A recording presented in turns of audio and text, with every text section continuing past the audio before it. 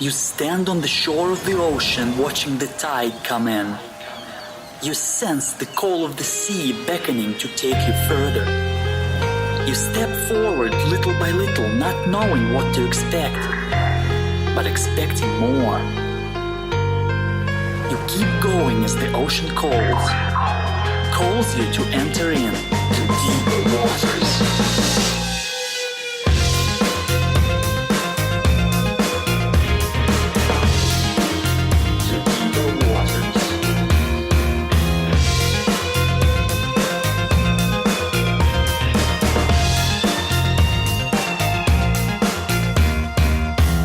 Hello everyone and welcome to the Deeper Waters podcast. I am Nick Peters, your host, seeking to bring you the very best in Christian scholarship and apologetics, and today is an exception.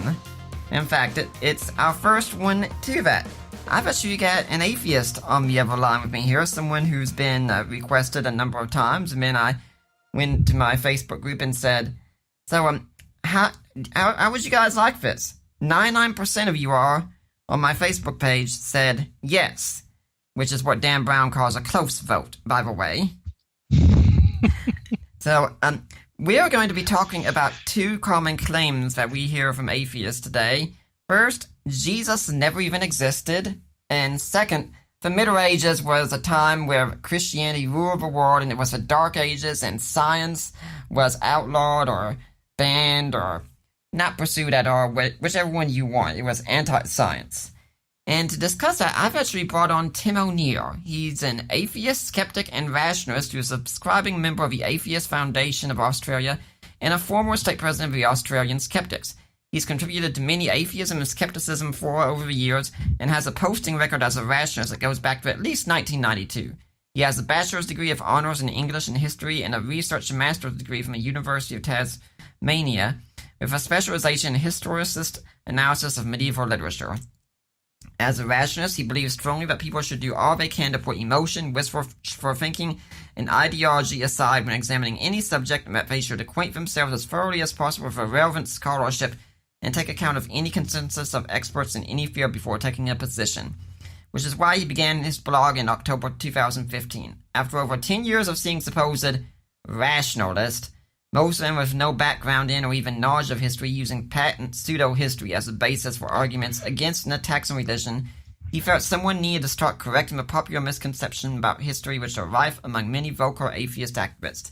He also felt there needed to be some pushback by a fellow unbeliever against several fringe theories and hopelessly outdated ideas which have no credibility among professional scholars and specialists, but which seem to be accepted almost without question by many or even most anti-theistic atheists. History for Atheists has grown out of these convictions. In the years since he began this blog, he has won a number of fans and supporters, but also gained a few detractors and hecklers.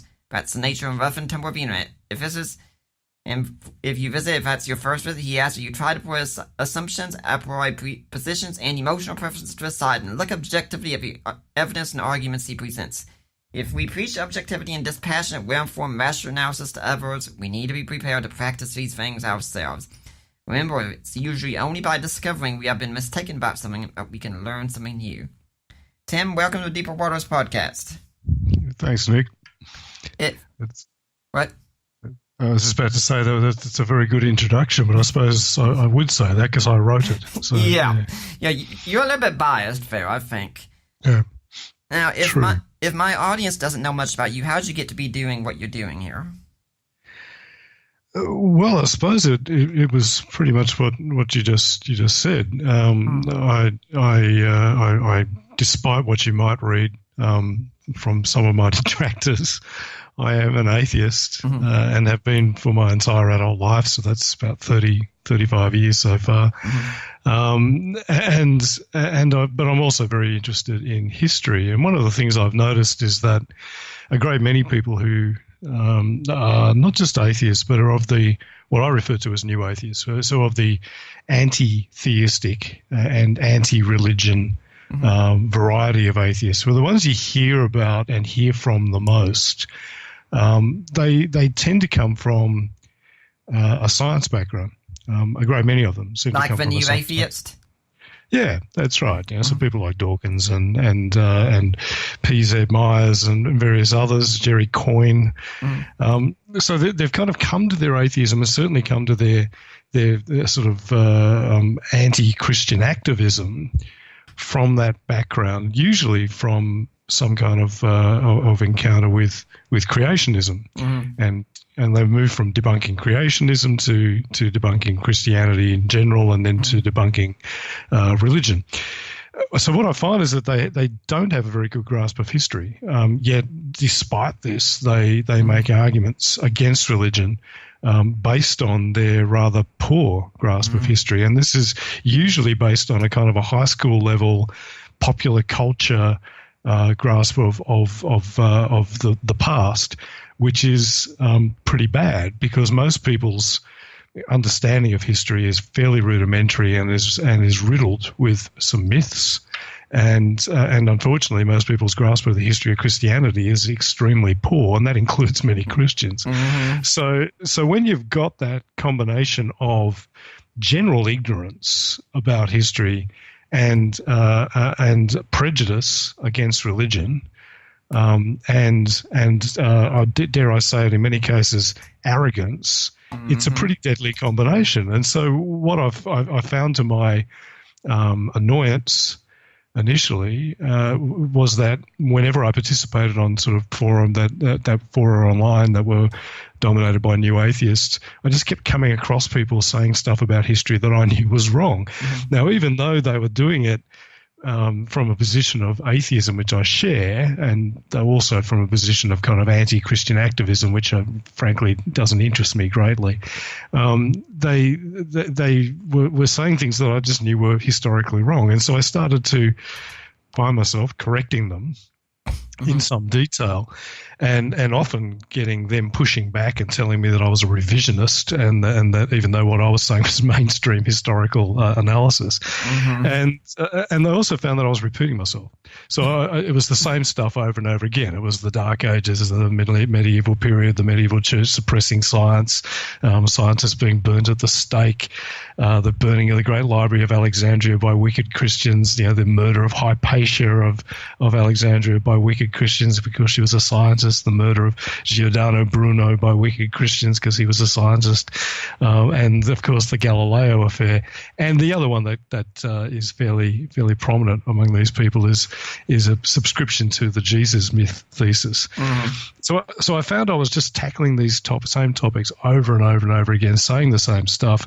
And that got a bit boring. I've got a fairly busy life and a fairly active and successful career. So what I decided to do was start writing a blog where I could actually write some quite long and fairly comprehensive articles on these topics, so that I just had to say it once, and then from then on, whenever I came across those arguments or errors, I would just be able to say, well, no, as I detail here, that's not true. So it started as an exercise in saving myself time. It's turned into, I suppose, a bit more of a consuming hobby than I originally intended. But it also has garnered a great deal of my blog has garnered a great deal of attention and some high praise from very serious people. Dame Avril Cameron, who is literally the grand dame of British late Roman history, sent me an email a couple of months ago saying that she thought my blog was fantastic. Professor Tim Whitmarsh, who's a classics professor and an atheist who's written a history of atheism in the ancient world, is also a fan. And I've got a number of other scholars who like my stuff, including many Christian scholars. Larry Hurtado is also a fan. And of course, that last point is one that some of my detractors seize upon. And the fact that I'm talking to you, Nick, will almost certainly be used as ammunition, because one of the ways in which some of my less fan-like readers try to dismiss me is by saying that I'm actually not an atheist at all. I'm actually a Christian, or a crypto-Christian. In fact, here's a quote from our mutual friend, Richard Carrier. You mean the unemployed, polyamorous, prominent internet blogger who's banned from Skepticon, Richard Carrier? Yeah, that's the guy. Yeah, doctor. But let's be very clear. He's Yeah. an Ivy League graduate with a PhD from Columbia, which I absolutely respect. He has excellent training and excellent qualifications. Whatever else you can say about them. Here's what he says about me. This is on a YouTube interview a few weeks ago.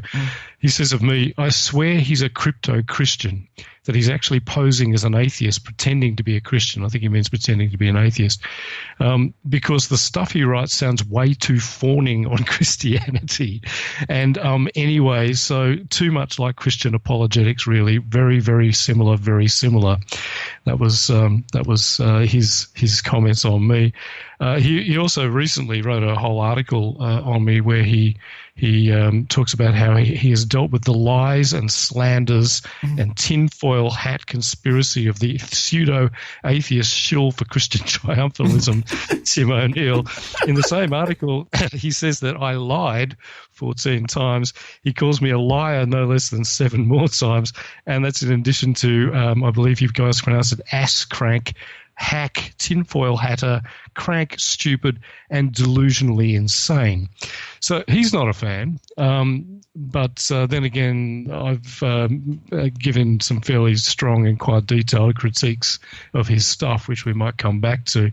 But this is one of the ways that they try and dismiss what I say. What is distressing is that so many of these supposed rationalists, my fellow rationalists and fellow skeptics, respond in this completely irrational way. I mean, anyone who reads my stuff can see that I'm not a Christian.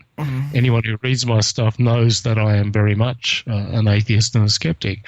I'm just consistent about it. I don't, and I don't believe in accepting stuff about history, for example, or anything really, just because it fits some kind of anti-Christian ideology. I think that's a form of weird fundamentalism, and that's meant what we rationalists are meant to be against. Yeah, I've got a saying that, many an atheist goes on to accept the existence of a historical Jesus and go on to lead meaningful and happy lives. Exactly. Yeah, it is. That is strange, isn't it? Look, and this is the other thing I think we need to be very clear on. There is no sort of complete correlation between, say, Jesus' mythicism and atheism, because the two things have got virtually nothing to do with each other. I mean, one is a position on the existence of God, and the other is a position on the existence of a human being. Now, whether that human being was God is a separate theological question and Christological question. But I fully accept that there was a historical Jesus. Now, obviously, I fully accept that it is most likely that there was a historical Jesus. I can't prove it. And you and I agree on that. We disagree on who that guy was. Absolutely. And disagree on a great many, possibly most, of the claims made about him in the Gospels. But the two questions, whether or not God exists and whether or not Jesus exists, are two separate things. So virtually all of my friends are atheists. I mean, I live in Australia, which is a pretty secular and quite generally religious sort of a place. So all my friends are atheists. None of them accept Jesus' mythicism. So I find mythicism seems to be much more prominent among those anti-Christian activist style of atheists. Yeah. It also does seem, and I'm not making any kind of a comment here based on any kind of statistics, but it does seem to me that it is much more prominent among American atheists than among atheists from other countries. And I suspect this is because to be an atheist in America, you do have to have a fairly contrarian turn of mind because it's a very Christian culture. Secondly, I think it's also because many atheists in the United States come from a fundamentalist Christian background and so swing from one extreme, Jesus is Lord, to the other extreme, Jesus didn't exist, because they tend towards a kind of an absolutist, all or nothing kind of thinking. And I've heard fundamentalist Christian pastors say you can't just believe bits of the Bible. It's either all true or it's not. None of it is true. Oh gosh. So these guys seem to be taking that and then swinging it the other way and sort of saying, well, I've had people say to me, well, if this bit in the Gospels isn't true, if the two accounts of Jesus' infancy contradict each other and possibly aren't true and are really more theological statements, then that means none of it is true. And they can't seem to grasp that that doesn't actually follow. Just because there are stories about someone that aren't actually historical doesn't mean everything about that person isn't historical. Just because we know that the story of George Washington chopping down the cherry tree and then saying, I cannot tell a lie, is apocryphal and didn't actually happen, doesn't mean that George Washington didn't exist. It doesn't make sense. Yeah. But these guys seem to only be able to think in black and white. Yeah, to paraphrase the words of Jesus, what I often use about many atheists I meet online, it's, these people honor reason with their lips, but their heads are far from it. Exactly, yeah. So let's talk about Jesus here, Sam, in what he said. Do you mean one of the first things that come up is that, well, if Jesus was such the awesome figure that he's seen to be in the Gospels, don't you think other people would have talked about him? Yeah. So I think we've got two different questions there. One is Jesus the awesome figure that is described in the Gospels? Mm-hmm. And the other is did Jesus exist at all? Mm-hmm. And what tends to happen is mythicists, particularly of the more naive variety. I should point out that people like Carrier, for example, don't use this argument.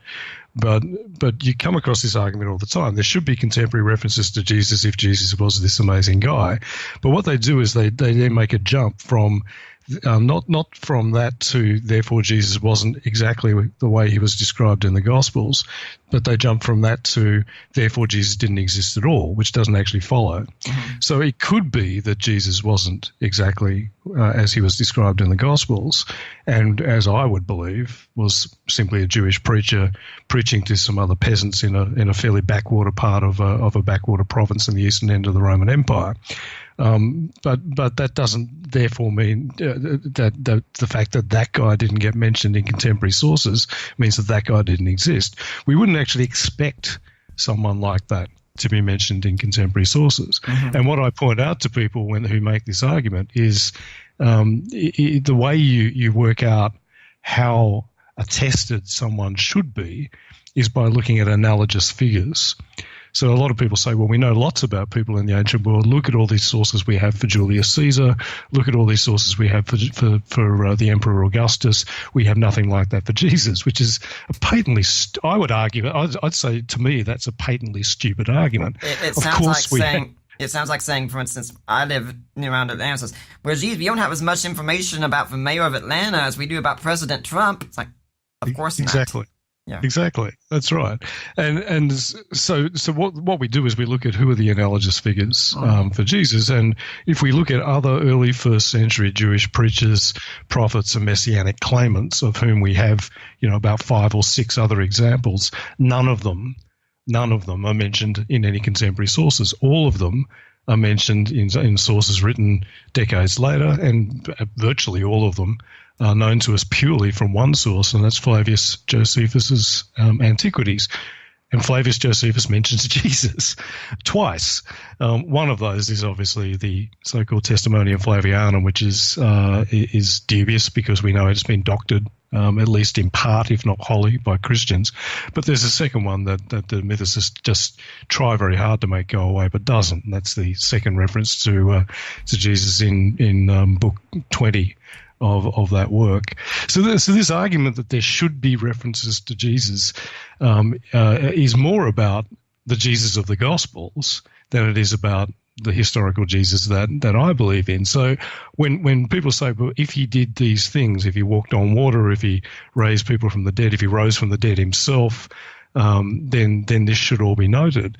Well, then that's an argument that's really being made more towards people like you, Nick, than to people like me. Yeah. But I would even go so far as to argue that it could well be that he may have done, even if he had done some miraculous stuff.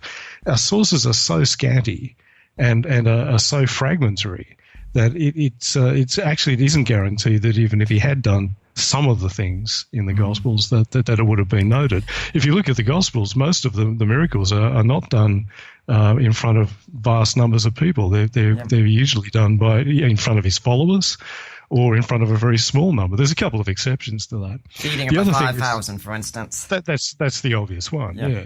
But that's so. The other thing is that if we look at what the Gospels say about Jesus and how famous he was, even in the Gospels, which I would argue are boosting and exaggerating his fame and impact, they're not actually making terribly impressive claims. Mark's Gospel, for example, says that he became greatly famous and well known throughout the whole of Galilee. Well, Galilee's tiny. You can walk across Galilee in a day. Galilee was an absolute backwater, and even as far as other Jews were concerned, let alone some aristocratic Roman or Greek writer sitting in Corinth or Rome. So the idea that this guy was greatly famous across the whole of Galilee, well, that's not much of a claim. So even if we take the Gospels at face value, they're not really claiming that he was incredibly famous at all. They're claiming that he was greatly famous in his own backyard, which isn't very impressive. Yeah, I often think that I can picture a historian sitting in Rome being told, hey, there's a guy over in Galilee who's a crucified preacher, and he was claimed to be the Messiah and risen from the dead. Next. He's not interested in it. He's not going to bother investigating the claim. This is the argument that they make. You know, they try to make this argument from silence, and so they say things like, well, Seneca wrote about religion, but Seneca didn't write about Jesus, therefore Jesus didn't exist. So, well, Seneca didn't write about absolutely every religion in the Roman Empire. Seneca also had very little interest in Jewish affairs. In fact, Romans generally had very little interest in Jewish affairs. They considered the Jews to be weird. Tacitus wrote a passage about the Jews where he basically said that their religion was disgusting and strange. But on the whole, they just completely ignored the Jews, apart from when the Jews, rose up against them and fought major wars against them, and then they documented that a bit. But most of our information about anyone Jewish in this period comes from two writers. One is Philo of Alexandria, who mainly wrote theology and would occasionally mention a couple of historical people from his time in passing. And the other is Josephus. Without Josephus, we would know virtually nothing about anyone in the first century, any Jewish person in the first century AD. Yeah, and I think you've also pointed out that by this argument of no contemporary mention, whether that means exactly, that's still vague, we wouldn't have reason to believe in, say, the existence of Hannibal or Queen Boudica or the German general Arminius. Yeah, well, this is one of the problems with this argument. If you apply it consistently, then it becomes quite ridiculous. But what I find is that the people who try to apply it aren't actually interested in history. They're just interested in debunking the idea of Jesus. So they don't care. But if you take Hannibal, for example, we have no contemporary accounts of Hannibal, right? None. Now, this is one of the most famous people in the ancient world. A great general up there with Julius Caesar and Alexander the Great, was renowned throughout the ancient world. Had a career that spanned the entire Mediterranean for decades, and yet we have just one reference to him that actually dates from his lifetime, and that's a fragmentary inscription by an epitaph by the Roman general Fabius, who managed to score a few defeats on him in his campaign in Italy. That's the only, this one fragmentary inscription is the only reference we have that actually mentions Hannibal from his actual lifetime. So people often say to me, well, we do have stuff from around his time. Polybius wrote an account of Hannibal's career, and Polybius was a contemporary of Hannibal's. He lived at the same time as Hannibal. Kind of. Polybius was a teenager when Hannibal died, so their career overlaps, but he was writing about 40, depending on when you date his work, he was writing about 40 to 60 years after Hannibal's death. So if we count that as contemporary, then we should count the Gospels as contemporary of Jesus, because there's roughly the same distance between the death of Jesus and the first Gospels. And if we say that a source that mentions Hannibal is contemporary simply because the life of the writer overlaps with the life of the person being described, even though the source itself was written much later, then Paul is contemporary, because Paul was alive when Jesus was alive. He just didn't none of his writings that survive actually overlap with Jesus' life. They're 20 years later. So they try and have their cake and eat it as well. They try and say, well, this stuff over here doesn't count, but this stuff over here, that's okay. And this stuff that doesn't count, of course, is always the stuff to do with Jesus. So what I try and do is, I'm a rationalist. Let's be consistent. Is there any contemporary reference to Jesus? No, there isn't. Would we expect there to be? No, we wouldn't. And do we have contemporary references to other similar people? No, we don't. We don't even have contemporary references to much more famous people. So this is a stupid argument. It's such a stupid argument that, as I mentioned, there are several prominent mythicists who don't use it. And Carrier, to his credit, he is very good at boosting terrible arguments, but even he won't touch this one. This one's crap. Yeah. Well, and I have to say, I think I've got your bluff on one of those claims that you made about Josephus being the only one who writes about these Messiah figures, because, David Fitzgerald, that one of mine, has said there were scores of people writing about all these messianic figures and such, so obviously you're mistaken. Yes, my dear friend Dave Fitzgerald, another one of Carrier's acolytes. Fitzgerald wrote a book a few years ago called Nailed, 10 Christian myths that show Jesus never existed at all, which he self-published about it was 8 years ago, back in 2010. And he makes this argument. He claims that there were, we should find these references to Jesus because there were scores of writers who even talked about quite minor figures but didn't mention, minor messianic figures and didn't mention Jesus. I wrote a review of that book on my previous blog. It was a book review blog called Armarium Magnum, and I noted that argument. I said, this is garbage. There aren't scores of writers who were writing about minor messiahs and missed Jesus. There are none. So what's he talking about? Fitzgerald wrote a long and rather snarky response to my review, where he tried to bolster this argument, and but just completely failed. He the only way he was able to justify the fact that he didn't actually tell his readers who these scores were was that he wrote a much larger manuscript and he had to edit it down, and so he didn't have room to mention these scores of writers.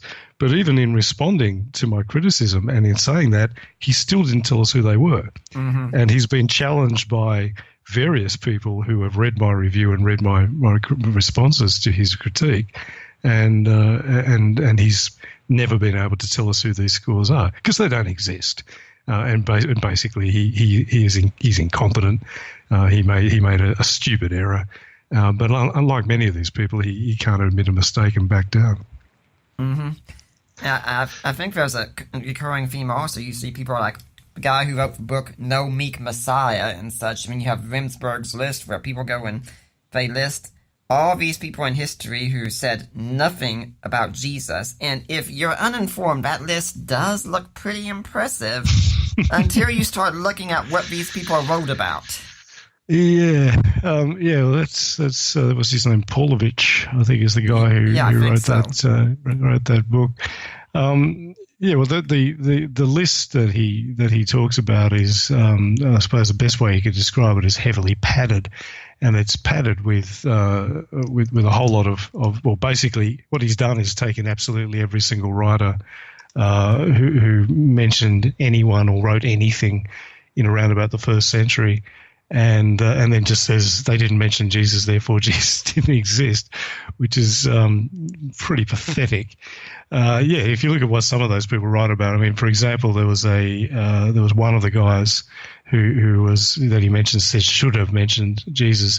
The only thing that guy wrote was a book on gynecology.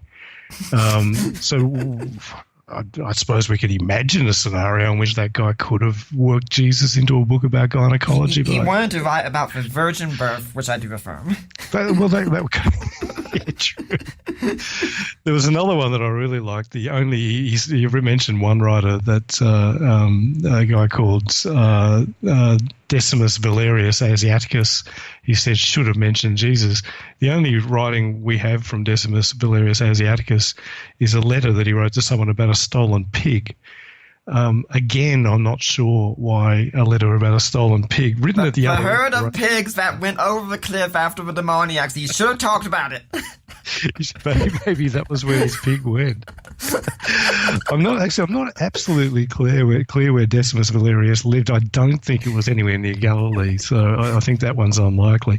But yeah, this is the level of stupidity that some of these people have to get to. Now, again, I should stress that not all mythicists make arguments this dumb, yeah.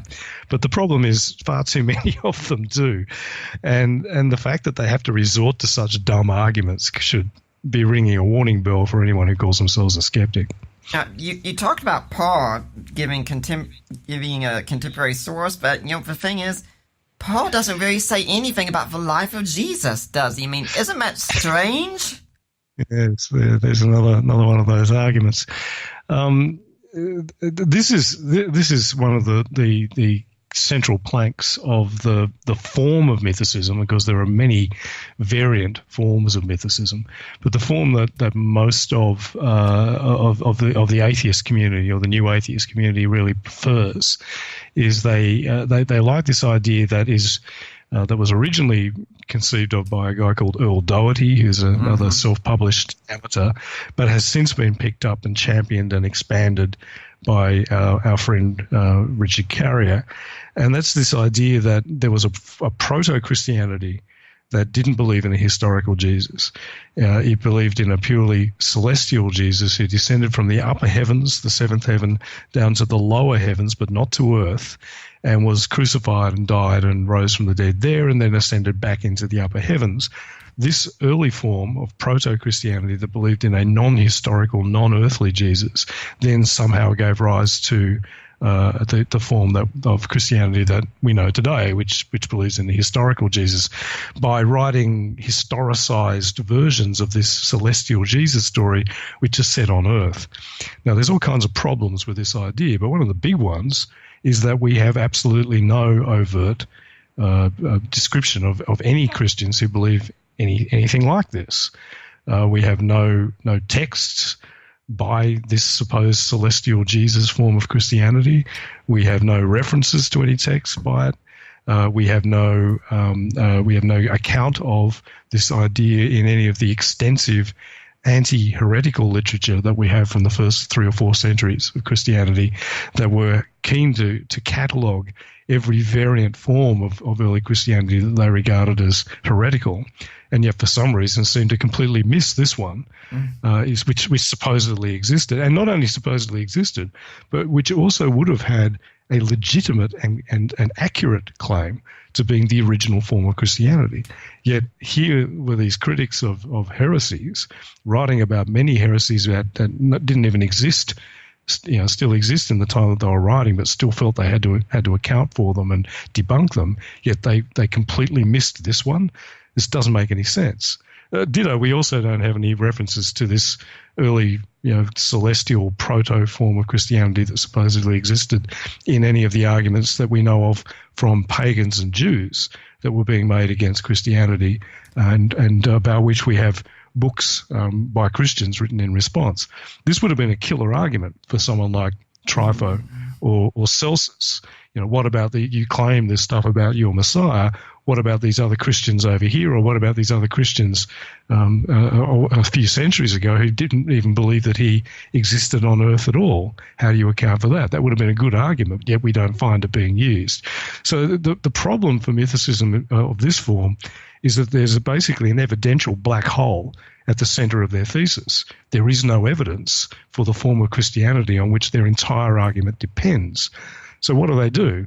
What they have to do is they have to take some of the texts that we do have and reinterpret them so that they can claim that they were actually being written by people who believed in this celestial Jesus form of Christianity. And so one of the things they do is they take the letters of Paul and they say, Paul doesn't say anything, as you just said, doesn't say anything about a historical Jesus. Therefore, Paul didn't believe in a historical Jesus. He believed in a purely celestial Jesus. So there's our evidence that this purely celestial Jesus, this original form of Christianity, actually did exist. The problem with this argument is that Paul did refer to Jesus as a earthly human being. So he says that he was born as a human, from a human mother, and born a Jew. That's in Galatians 4:4. He says that he has a human nature and was a descendant of King David in Romans 1:3. He says that he was a descendant of Abraham in Galatians 3:16, and that he was a descendant of the Israelites generally in Romans 9:4-5. He says he was a descendant of Jesse, Romans 15:12. He talks about teachings that Jesus made during his earthly ministry, that's on divorce, 1 Corinthians 7:10, on preachers, 1 Corinthians 9:14, and on the coming apocalypse, that's 1 Thessalonians 4:15. He says that he was executed by earthly rulers, 1 Corinthians 2:8, that he was crucified. There's about 5 references to that, but for example, 1 Corinthians 1:23, 2:2, 2:8, and so on, and that he died and was buried, 1 Corinthians 15:3-4.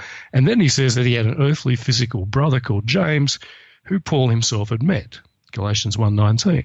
So it's extremely difficult for mythicists to try to sustain this idea that the guy who wrote all that didn't believe that Jesus was a human being, didn't believe that Jesus was on earth, and didn't believe that Jesus had a brother because Paul met his brother.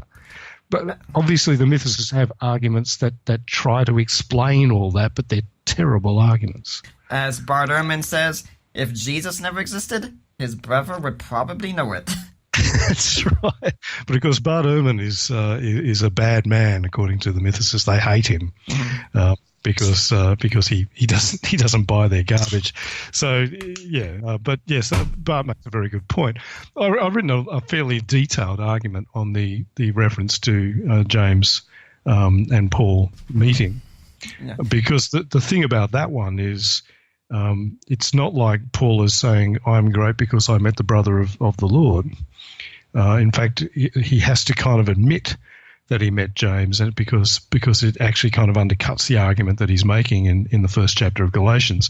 So for those who maybe haven't read Galatians recently, he's writing to the Galatians to say, don't listen to those guys from Jerusalem who are telling you that I'm some kind of subordinate second-rank apostle, and so you don't have to pay any attention to what I'm saying. I got my teaching directly from revelation from Jesus and from the risen Lord, and I didn't get it from any of those guys.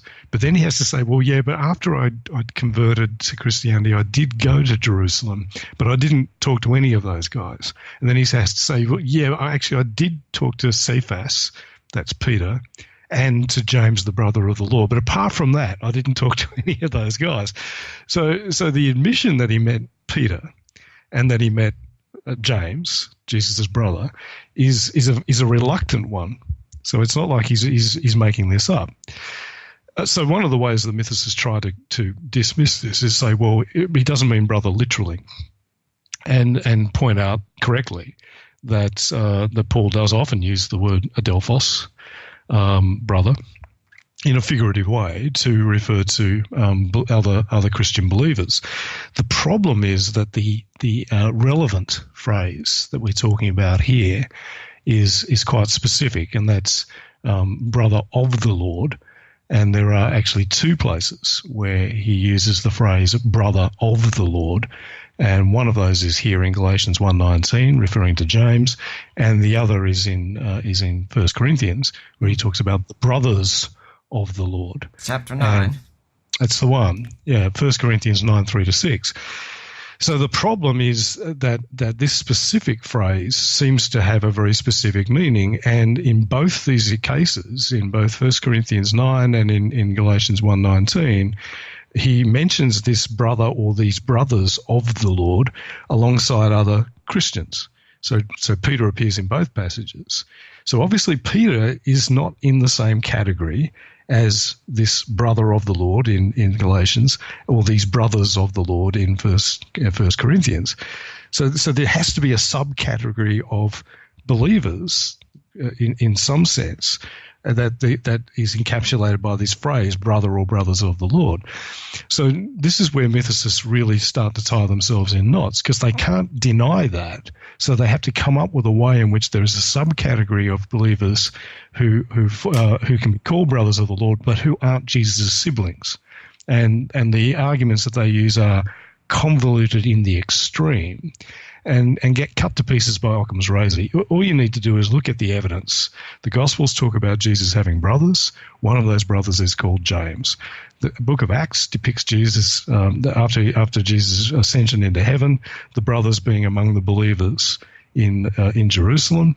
And then later in Acts, there's a guy called James who's sitting alongside Peter as one of the leaders of the Jesus community in Jerusalem. Then we've got centuries of tradition that James was the first bishop, the first overseer of the ecclesia of the assembly in the church in Jerusalem. So all the evidence lines up that the guy that Paul is talking about is Jesus' brother. And you can't have a brother if you don't exist.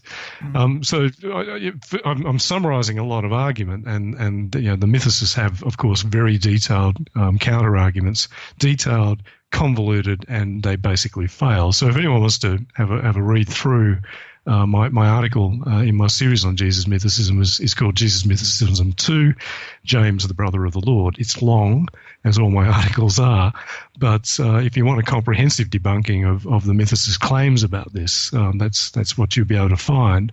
Of course, all the other claims that they make about Paul's references to Jesus that seem to be references to an earthly Jesus are equally convoluted and equally unsuccessful. So let's take the one in Romans where he talks about Jesus being a descendant of King David. Now that's pretty hard to get away from. You can't be a descendant of King David unless you're a human being. I mean, can you think of any way in which Paul could say he is descended from the seed, is the actual word, sperma, of David? That doesn't mean that he was a human being who was descended from David. He even says according to the flesh. So he's saying in his human aspect, kata saka, according to the flesh, in his human aspect, he's a descendant of King David. The text seems absolutely clear. That's how pretty much everybody, Christians, non-Christians, translates that passage. Can you think of any way in which it could mean anything else? Sadly, the only way I can is because I've actually read Richard Carrier's book on the historicity of Jesus, where he talks about something like the heavenly sperm bank or something. Ah, yes. And this is the one. I mean, sometimes I struggle to find examples to show people how stupid some mythicist arguments can be. So this is my go-to one because it is so patently hopeless. What he says is, I won't go into it in great detail. I could, and I'm going to be writing an article about this in the future. But effectively, he says that the key word, genomenu, doesn't mean to come into being. So the key word there is, he came into being from the seed of David according to the flesh. That's the literal translation of the passage in Romans 1:3. So he says the genomenu doesn't mean came into being, which is the primary meaning of the relevant verb, genomai. He says it means manufactured. So he says that he was manufactured from the seed of David. Now, his argument for it meaning manufactured is fairly convoluted, but he goes to 1 Corinthians 15:45, where Paul says that Adam became the first man, and there we find another form of the same verb, genomai. So there we find egeneto, which is the aorist indicative third person singular of the same verb. So he's saying, well, he became the first man. If Adam became the first man, how was Adam born? Well, he wasn't born, says Carrier. He was made out of dust He was manufactured. So this means, according to Carrier, that this verb can actually mean not come into being, which is its primary meaning, but can also mean manufactured. Now, this is despite the fact that I can't find this verb being used to mean manufactured anywhere in the entire corpus of Greek literature. I may have missed something, but I can't find that anywhere. So the whole argument that it means manufactured depends on this passage from Paul, where he talks about Adam becoming or being made as the first man. Problem, Paul in that passage about Adam is referring to Genesis 2:7. And if we look at the Septuagint, the Greek translation of Genesis 2:7, which Paul would have been familiar with, what it says is, and God shaped the man from dust taken from the earth, and he breathed into his face, and Adam became a man with a living soul.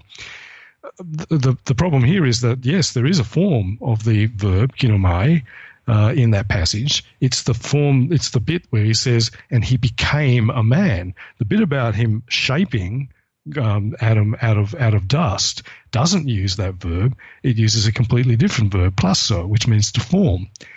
So yes, Paul in 1 Corinthians 15:45 is saying that Adam became the first man. He became the first man when he made a transition from one state, inanimate object, to another state, living, breathing human. Mm-hmm. And he's saying about Jesus that he made a transition from one state, celestial being, to another state, a human according to the flesh, and a descendant of King David. So ginomai in this particular passage in Romans 1:3 does not mean manufactured. It means what it says.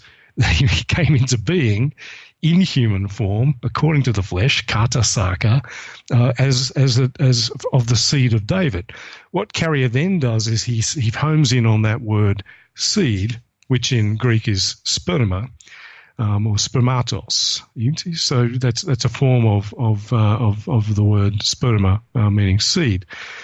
If we look at how seed is used in the Old Testament, again turning to the Septuagint, the Greek translation, we find that it gets used in a variety of ways.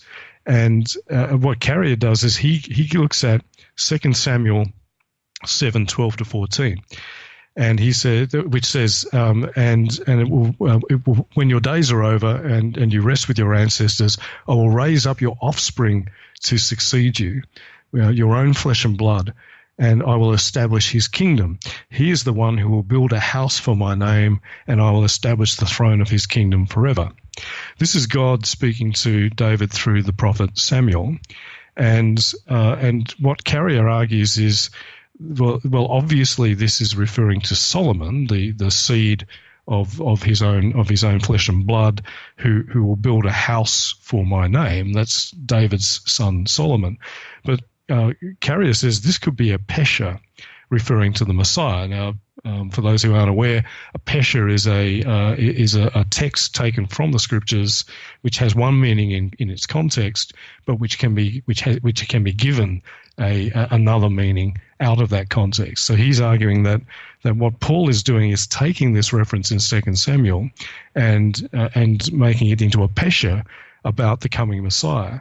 And so what he argues is that when Paul says in Romans 1:3 that he was manufactured from the seed of David, what he's actually doing is he's referring to the idea that God took some actual semen from David and took it and put it in a sperm bank in the sky, a cosmic sperm bank. This is he carries exact words.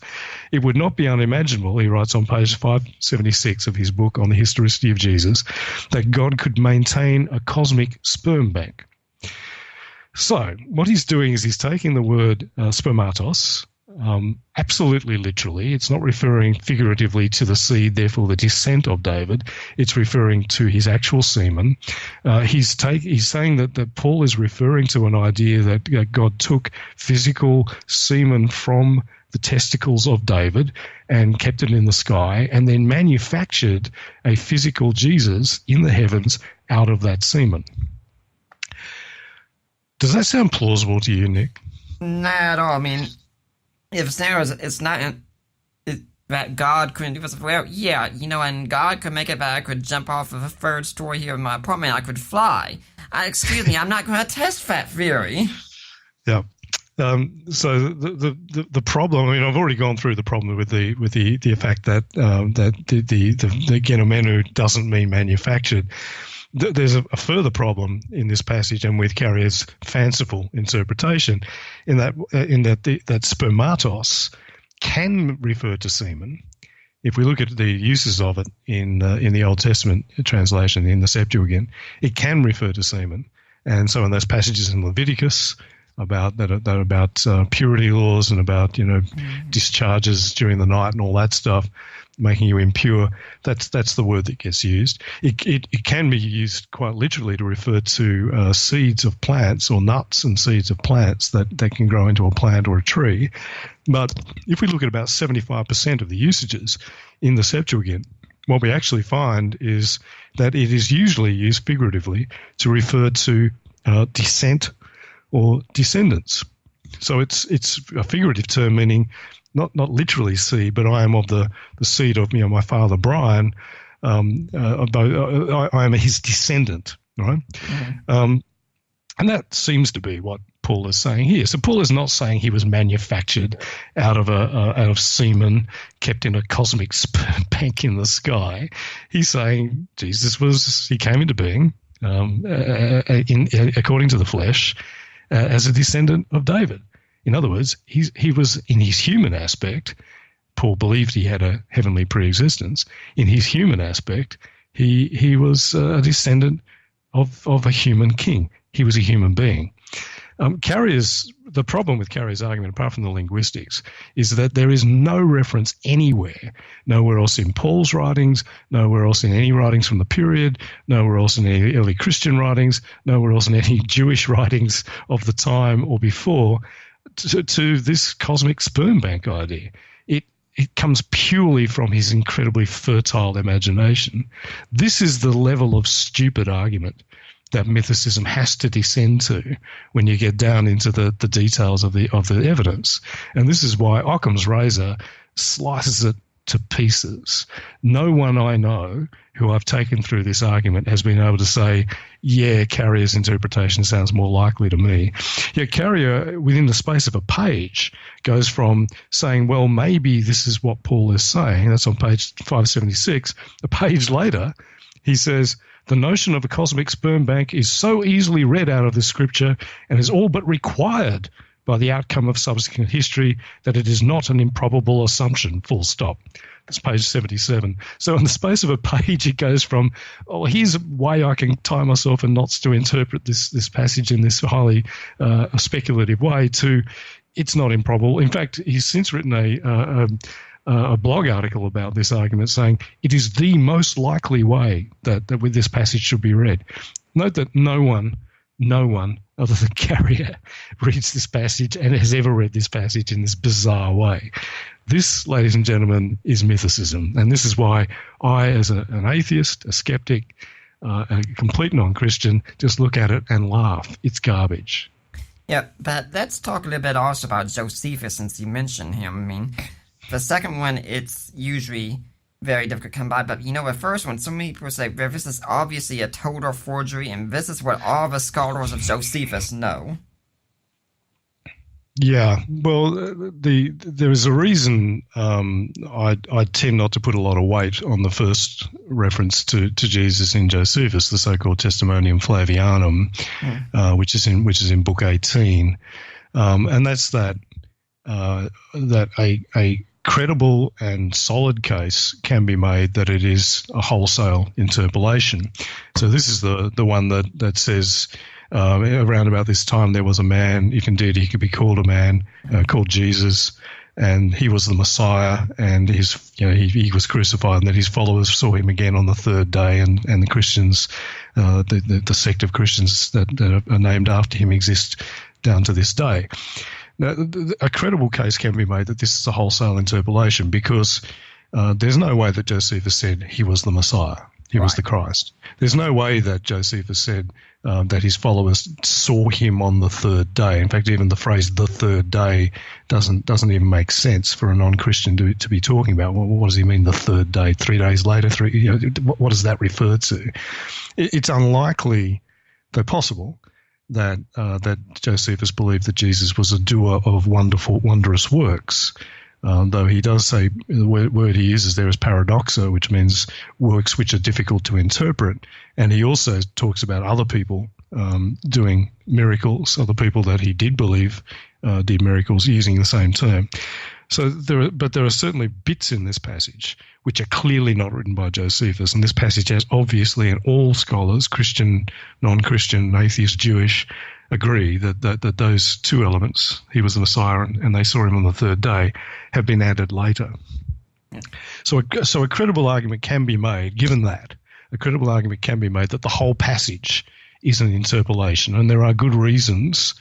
I don't find them absolutely convincing, but there are good reasons to think that may be the case. It doesn't get quoted before about the 4th century, and there's stylistic elements in it and linguistic elements in it which are not Josephine. But a credible argument can also be made that it is not a wholesale interpolation, that those elements I just mentioned have indeed been added, but they were added to an original reference to Jesus.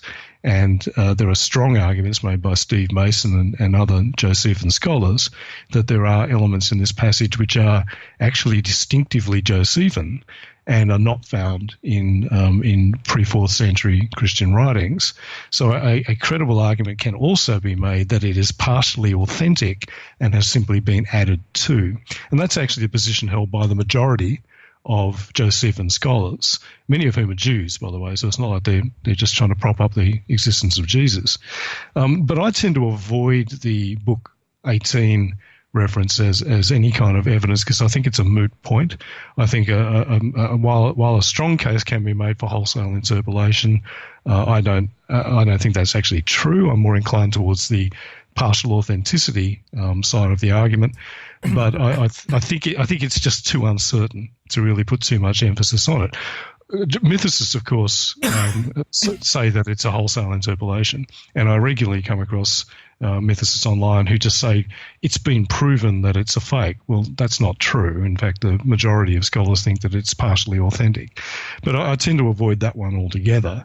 I'm happy to move on to the other one, but anything else you want to kind of say about the book, the Testimonium, the book 18? Let's move on to the other one. Okay, this is why I put much more emphasis on the book 20 reference to Jesus. It's the book 20:200 reference. So in book 20, Josephus is not talking about Jesus at all. He's talking about a political event that happened in his lifetime. He was about 25 or 26 at the time, and he was living in Jerusalem, and possibly had just come back from his first diplomatic mission to Rome, where he was, as a young aristocratic Jew of a priestly family, was sent on behalf of the Jewish priesthood on an embassy to the Roman Senate. And he tells us that around about this time, the high priest Hanan ben Hanan, or Ananus, was deposed because he had performed some illegal executions. So the Roman prefect had died in office, and while he was still waiting for a replacement, the high priest decided to execute some people, which was against the way things were meant to be. He then got deposed as a result and replaced as a high priest. But one of the people that Hanan executed was, as Josephus puts it, was the brother of that Jesus who was called Messiah, named James. This seems to pretty much everyone to be a pretty clear reference to guess who. Now, the mythicists really have to work very hard to explain this one away, because here we have James again being referenced. He's being referenced by a younger contemporary who was in Jerusalem at the time and who was almost certainly fairly closely following the events because he was a member of the priestly family himself. So this would be like the son of a young Republican, the young son of a Republican senator, remembering the resignation of Richard Nixon. It's not something that you would forget if it happened in your early 20s.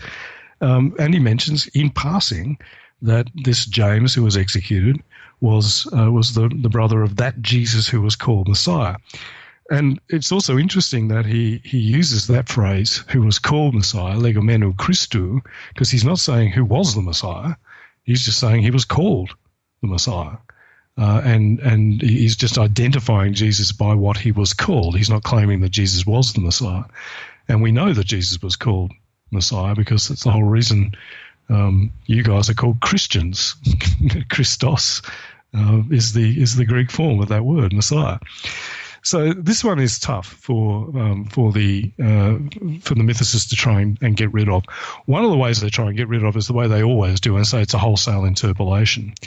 That's a pretty tough sell, though, because it's not like this is like the Book 18 reference, where this reference has a clear apologetic purpose, at least in part.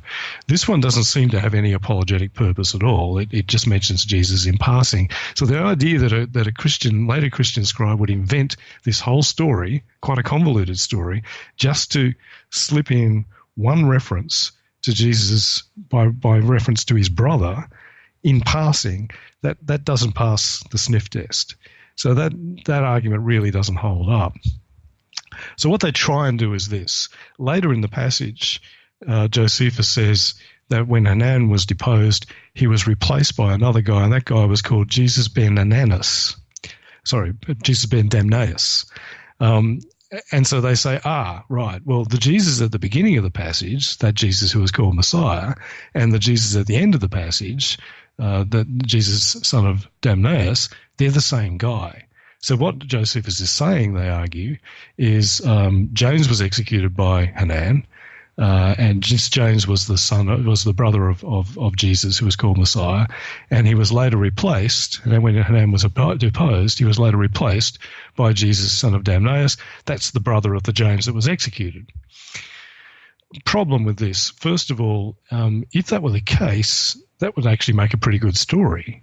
But it's not what Josephus says. It's a bit strange that Josephus doesn't say, and the guy that replaced him was the brother of the fellow that he had executed, because that'd be a pretty good story. But he doesn't say that. The second problem, much more important and significant problem with that argument, is that I've gone through the works of Josephus very carefully, because this is the kind of stuff I do, Nick, and I looked very carefully at the way in which Josephus uses these identifying appellations. He uses these identifiers to differentiate between different people who have the same first name. And the reason I did that is that Josephus has to do this a lot because a great many Jews have the same first names. There's about 12 names that were used for Jewish men in the first century AD. And so there's a hell of a lot of Simeons, a hell of a lot of Jacobs or Jameses, there's a hell of a lot of Jesus or Yeshuas, there's a hell of a lot of of the same names being used. And so Josephus regularly has to talk about Simeon, the son of Yeshua, or Simeon, the son of Jesus, or Judas from Gamala. So he has to use gentilics, where they were from, family relationships, brother of, the son of, or cognomen, who was called such and such. And so he has to use these identifiers quite a bit because of all these common names. What I found when I did that analysis was that nowhere in any of his works does he refer to someone by one appellation or one identifier in one part of the passage, and then later in the same passage refer to him by a different identifier, for the fairly obvious reason that would be incredibly confusing. It would make it look as though he's talking about two different people. And the whole point of him using these identifiers is to help his readers understand which Jesus he's talking about. So what he's doing in this passage is he's actually differentiating between the two guys called Jesus, which was about the sixth most common Jewish men's name of the time. So the first one he calls Jesus, who was called Messiah, And then later, to make it clear that this was a different Jesus, he calls him Jesus, son of Damnaeus. So this argument doesn't work. Yeah. Enter our friend Carrier. Carrier has another argument, of course. And in Carrier's version of this argument, he's saying that they are the same Jesus, but he says that the words, the key words, legumenul Christou, who was called Messiah, have been added later. So originally the text didn't have that, and that it was originally written as a marginal note by a later scribe in the margins of the text, and then someone else came along, saw that marginal note, thought it was a correction, and added it into the text. So already he's piling suppositions on suppositions. So what he says is that the text originally just called him Jesus. So James, the brother of Jesus, was the guy who was executed, and then later on he gets referred to as Jesus, son of Damnaeus. So that identifies which Jesus we're talking about. Problem, again, the analysis that I did showed that never happens. So Josephus never refers to someone simply by their name when he introduces them, and then by their name with an identifier later. He always does it the other way around, because obviously when he's introducing someone, he wants to explain which person he's talking about. So in this passage, if that was what he was doing, Josephus, if he followed his consistent pattern, and I looked through all of his works, he would say that he executed James, the brother of Jesus, son of Damnaeus, and then later on, if he referred to him again, he would refer to him simply as Jesus. Carrier tries a second way to explain this passage. He argues that actually Jesus, son of Damnaeus, was referred to as Jesus, son of Damnaeus in both places in the passage, and that the first one was doctored so that the son of Damnaeus part was taken out and this marginal note, who was called Messiah, was put in. And then later on, he's simply referred to as Jesus, son of Damnaeus. This would mean that he was called Jesus, son of Damnaeus twice in the same passage. Problem, again, my analysis shows that nowhere in Josephus' work does he do this. He doesn't refer to people using the identifier the second time that he mentions them in the same passage. He uses the identifier when he introduces them, and then having done that and identified which Jesus he's talking about or which Simeon he's talking about, he just uses their first name. Unless, of course, he introduces a new character with the same name, and then he uses a different identifier for them and uses the identifier again to differentiate. So this is complicated, I understand, but this is what you have to do in order to unpick the arguments of mythicists. And what you find is when you do this kind of analysis, their arguments fall apart. Carrier is the guy who normally when someone critiques his work with something like what I've just explained, will respond immediately with a vast wall of text on his blog. I wrote this 2 years ago. Carrier only responded, I think he finally got around to responding a couple of months ago, simply because people kept saying, when are you going to respond to Tim O'Neill's argument about Jesus and James? And usually you don't need to ask Richard Carrier when he's going to respond to a critic. Usually he's right in there. So he obviously had a bit of a problem responding to this argument. And I won't bore you with the details, but if you go and read his response, it's pathetic. He hasn't even he doesn't seem to have even understood my argument, or he's misrepresenting it, one of the two. And that's the article I was referring to before, where he calls me a tinfoil hatter and a liar 17 times, and the guy seems to be a little bit rattled by this argument, because he knows I'm right. He knows his argument fails, but he's a narcissist and he can't admit that he's wrong. Back to reminder, when you're listening to Deeper Waters podcast, you got Tim O'Neill here, an atheist, talking to us about the historicity of Jesus, and we're going to be talking about science in the Middle Ages. But if you're here next week, we're going to have Ross Hickling on, and yes, he's going after Carrier too. He did his dissertation on Carrier and Carrier's arguments against the resurrection and why he thinks they fail. So if you're interested in more of this, come back next week. But now let's get back to Tim O'Neill here. And now, around maybe like the 4th century or so, there's 4th or 5th, there's a beacon of knowledge in the world, a place of astute learning, volumes of information dedicated to the knowledge of man. The Library of Alexandria, such a treasure to be lost, and unfortunately those darn Christians burned it to the ground. Yes, you guys have got a lot to answer for. How dare you burn down the Great Library of Alexandria? And I'm writing a series of articles on my blog called the Great Myths series, and so the fifth in my series is quite a long article on the destruction of the Great Library of Alexandria, and this is. If there's probably a myth that kind of encapsulates all of the themes of the kind of bad history that a lot of atheists subscribe to, it's this one. Once upon a time there was the Great Library of Alexandria, and it was this huge repository of all the knowledge of the ancient world. But along came the Christians, and the Christians hated ancient pagan knowledge, and so they burned down the Great Library of Alexandria at the end of the 4th century, and thus we lost huge amounts of wonderful science. And if it wasn't for that, we'd all be living on the moons of Jupiter or something, or flying in flying cars or some crap. Because they plunged us into a 1,000-year dark age as a result. The Middle Ages was the result of the burning of the Great Library of Alexandria, and so Christianity is bad. This is a great little story, and it's one of the classic fairy tales of positivist Enlightenment thinking. It's largely complete crap. There was certainly a great library. We all know that. And it most certainly was an enormous repository of ancient learning. It would be great if just a fraction of the material that it contained survived, because I love ancient history, and a whole lot of works that I would love to read would almost certainly have been kept there.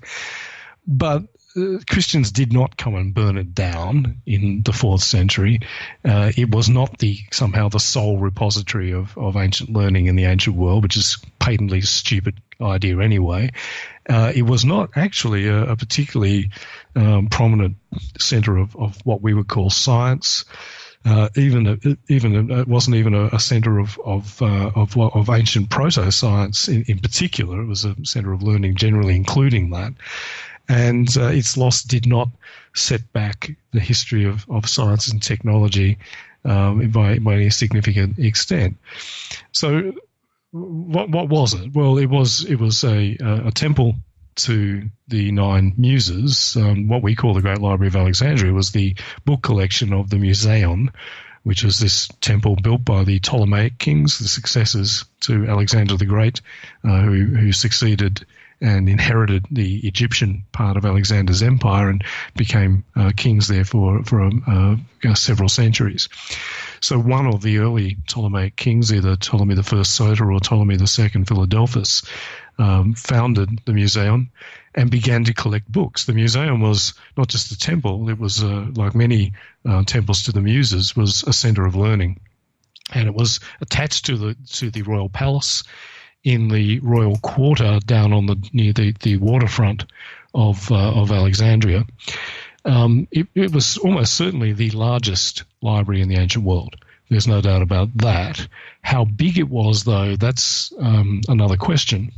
And you often read, particularly in hysterical versions of the destruction of the Great Library by Christians, that it contained 500,000 books, or 700,000 books, or 700,000 scrolls, or 500,000 scrolls. The problem with that is that those two numbers are two of a very wide range of numbers given in ancient sources for the size of the library. So we've got Ammianus Marcellinus saying that there were 700,000 scrolls there, and we've got Aulus Gellius saying the same thing. But then again, we've got Seneca the Younger saying it was 40,000. And then we've got Isidore of Seville writing much later saying it was 70,000. Then we've got 490,000. We've got 400,000 in Orosius. We've got 200,000 in Aristeas. The fact is, no one knew how big it was. And this is why the numbers are all over the place. It's not like we've got lower numbers in the earlier references and higher numbers in the later ones, so the library was growing over time. the numbers, some of the numbers are huge at the beginning and small at the end. There's no pattern here. And so most reasonable historians on this topic say basically we have to take any of these figures with a grain of salt.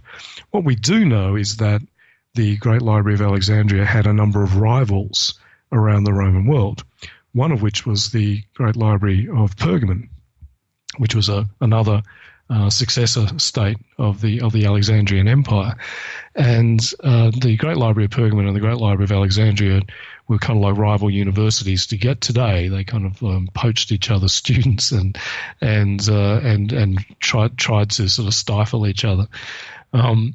So the Great Library of Pergamon was apparently a serious rival to the Library of Alexandria. We've got a rough idea of how big the Great Library of Pergamon was, and it's kind of in the tens of thousands of scrolls, probably about 30,000. So if it was a serious rival to the Great Library of Alexandria and it had about 30,000 scrolls, the Great Library of Alexandria couldn't have been 100 times bigger than that or more. That doesn't make sense. So it's more likely that the Great Library was maybe 40 to 50,000 scrolls. That's not 40 to 50,000 works, by the way, because one work could be over 30 scrolls, or a single scroll could contain 2 or 3 short works. So it doesn't give us an idea of how many actual texts were in it, but it does give us a bit of an estimate as to how big it was. 40 to 50,000 scrolls is still huge and still makes it almost certainly the biggest library in the ancient world. But the other thing that I just mentioned there was that there were all these other libraries in the ancient world. And of course, we know there were hundreds of them, some of them quite large. Pergamon was one of the most famous. The Great Library of Celsus in Ephesus was another one. There was also an enormous library in the Forum of Trajan, which was built in the early 2nd century, which was also substantial. So we know that one, for example, probably held, because we can look at its archaeological footprint, held about 20,000 scrolls, and that was considered an enormous library at the time.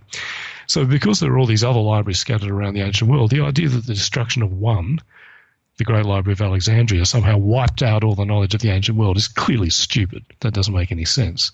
And there's no evidence that the stuff that was held in the Great Library of Alexandria was somehow substantially different to the stuff held in these other libraries. So, yeah, we have lost a whole lot of, most of the works of the ancient world. That's just unfortunately, the nature of the passage of history.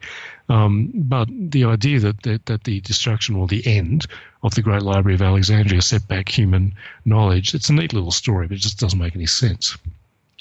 What about science being done at the Great Library? Well, they were certainly doing the kind of science that the ancient Greeks did, which was, I usually refer to it as proto-science. They called it natural philosophy. It wasn't modern science in that it wasn't consistently based on measurement, experiment, observation. It wasn't consistently empirical. It could be, but it wasn't always.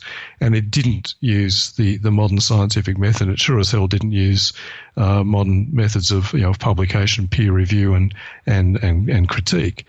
So it was a kind of proto-science, but it was much more a kind of a branch of philosophy. So some people who talk about what was going on at the Great Library, they say they came up with atomic theory. Well, they came up with the concept of atoms, which was a philosophical, metaphysical concept about, well, what do you get if you divide a piece of matter and keep dividing it? At what point can you stop cutting the piece of matter? There must be an end point, or would it go on forever? And so they believe that they came to believe that there was a point where you came to a particle that was uncuttable, which is what atomos, atoms, means. Does that mean they came up with atomic theory? No. They came up with a philosophical concept of an uncuttable particle, but no one walked away from that conversation and said, I'm going to invent a machine to measure atoms and to work out how they make up the universe. The beginning of modern atomic theory came out of chemistry in the 18th and 19th century. They took the ancient Greek word, that's the origin of the word, sure, but to pretend that people in the Great Library of Alexandria were sitting around discussing atomic theory in anything like the modern sense of the scientific word is completely ridiculous. There certainly were lots of people that we know were associated with the Great Library who did what we would consider scientific work. The obvious example is Eratosthenes. He's the guy who measured the circumference of the Earth using some basic geometry. But all of these guys were polymaths. So yes, they were doing that, but they were also doing a whole lot of other stuff as well. In fact, Eratosthenes was referred to as by his rivals as beta, which means basically the letter B, second rate, because he ranged across so many subjects. He was reasonably good at all of them and not actually particularly good at any of them, which was a rather bitchy nickname. And that's because all of these guys were doing other stuff. And when we look at the list of scholars that we know were associated with the Great Library or with the Museum, what we find is that the main thing they were doing was studying poetry, not science.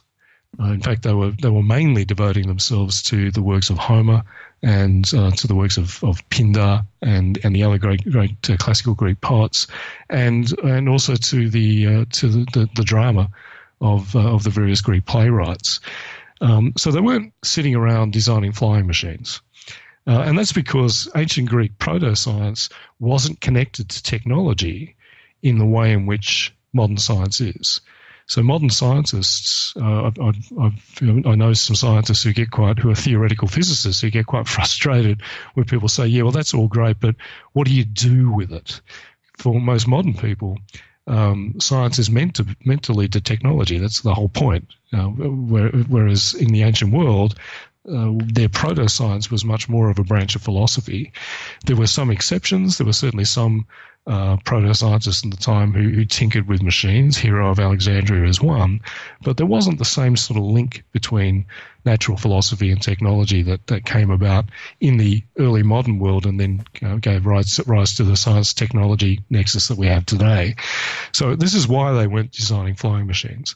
So the idea that the end of the museum meant that we didn't get to fly to and live on the moons of Jupiter is fanciful as well. They weren't on the brink of some kind of scientific revolution. They sure as hell weren't on the brink of some kind of industrial or technological revolution either.